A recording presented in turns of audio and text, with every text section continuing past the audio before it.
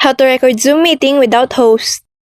You'll need permission first because Zoom only allows the host to control who can record.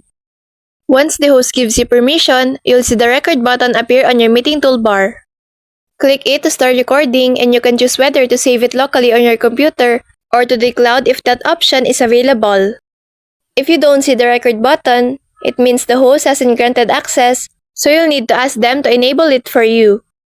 Another option is to use the Zoom web portal to check if recording permissions are already set up for participants before the meeting starts.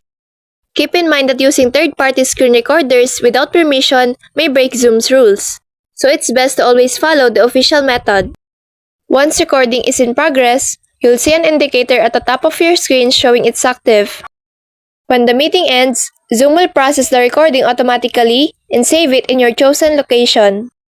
This way, you can easily review the meeting later without needing to be the host yourself. So that's all for this video. I hope this helps. Thank you.